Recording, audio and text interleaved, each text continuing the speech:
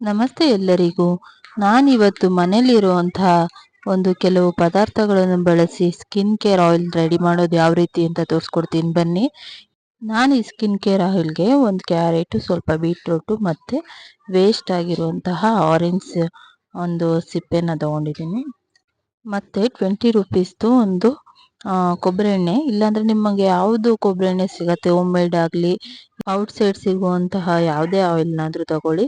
ಅದನ್ನು ಒಂದು ಪಾತ್ರೆ ಬಿಸಿ ಮಾಡಿಕೊಂಡು ಅದಕ್ಕೆ ಹಾಕ್ಕೊಂಡು, ಅದಕ್ಕೆ ನಾವು ತುರಿದಿಟ್ಕೊಂಡಿರುವಂತಹ ಕ್ಯಾರೆಟು, ಬೀಟ್ರೂಟು ಮತ್ತು ಹಾಗೆ ಆರೆಂಜ್ ಅಂದರೆ ಕಿತ್ತಳೆ ಹಣ್ಣಿನ ಸಿಪ್ಪೆ ಇಷ್ಟನ್ನು ತಗೊಂಡು ಲೋ ಫ್ಲೇಮಲ್ಲಿ ಅದನ್ನು ಬಾಯ್ಲ್ ಮಾಡ್ಕೊಂಡು ಬರಬೇಕು. ಹೈ ಫ್ಲೇಮಲ್ಲಿ ಇಟ್ಟರೆ ಅದು ಸೀದೋಗ್ಬಿಡತ್ತೆ. ಲೋ ಫ್ಲೇಮಲ್ಲೇ ಇಟ್ಕೊಂಡು ಕುದಿಸ್ಕೊಂಡು ಬರಬೇಕು. ಅದು ಕುದೀತಾ ನೋಡಿ ನಾವು ಹಾಕಿರುವಂಥ ಬೀಟ್ರೂಟು, ಕ್ಯಾರೆಟು ಮತ್ತು ಕಿತ್ತಳೆ ಸಿಪ್ಪೆ ಎಲ್ಲನೂ ಬಾಯ್ಲ್ಡ್ ಆಗಿ ಅದು ಮೆತ್ತಗಾಗ್ಬಿಡತ್ತೆ. ಹಾಗೆ ಆಯಿಲ್ ಕೂಡ ಕಲರ್ ಚೇಂಜ್ ಮಾಡ್ಕೊಂಡೇ ಬರುತ್ತೆ. ಆಯಿಲ್ ನಾನು ಹಾಕಿದಾಗ ವೈಟ್ ಇತ್ತು, ಈಗ ನೋಡಿ ಅದು ಹಾಕಿದ ಮೇಲೆ ಕಲರ್ ಫುಲ್ಲು ಚೇಂಜ್ ಆಗುತ್ತೆ. ಹಾಗೆ ನಮ್ಮ ಸ್ಕಿನ್ಗೂ ತುಂಬಾ ಬೆನಿಫಿಟ್ಸ್ ಇದೆ. ಇದನ್ನು ಸ್ನಾನ ಮಾಡೋಕ್ಕೆ ಮುಂಚೆ ಒಂದು 20 ಮಿನಿಟ್ಸ್ ಮುಂಚೆನೇ ಒಂದು ಫೇಸ್ಗಾಗಲಿ ಬಾಡಿಗಾಗಲಿ ಅಪ್ಲೈ ಮಾಡಿಕೊಂಡು ಆನಂತರ ಸ್ನಾನ ಮಾಡಿ.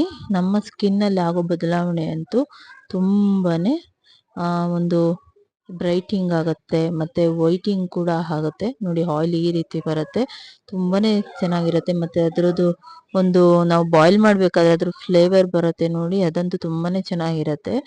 ಮೊದಲೇ ಕೊಬ್ಬರಿ ಎಣ್ಣೆ ಒಂದು ಸ್ಕಿನ್ಗೆ ಒಳ್ಳೆಯದು, ಅದ್ರ ಜೊತೆ ಈ ರೀತಿ ವಿಟಮಿನ್ಸ್ ಇರುವಂತಹ ತರಕಾರಿಗಳನ್ನ ಹಾಕ್ಕೊಂಡು ನಾವು ಫೇಸ್ಗೆ ಅಪ್ಲೈ ಮಾಡ್ಕೊಂಡು ನಮ್ಮ ಸ್ಕಿನ್ಗೆ ಬೇರೆ ಯಾವುದೇ ಒಂದು ಕೆಮಿಕಲ್ ಯುಕ್ತ ಒಂದು ಏನು ಹೇಳ್ತಾರೆ ಕ್ರೀಮ್ ಕೂಡ ಬೇಕಾಗಿಲ್ಲ. ಇದಿದ್ರೆ ವಾರದಲ್ಲಿ ಒಂದು 3 ಇಲ್ಲ 2 ಟೈಮ್ಸ್ ಯೂಸ್ ಮಾಡಿ ನಮ್ಮ ಸ್ಕಿನ್ನಲ್ಲಿ ಆಗುವ ಬದಲಾವಣೆ ನಾವೇ ನೋಡ್ತೀವಿ.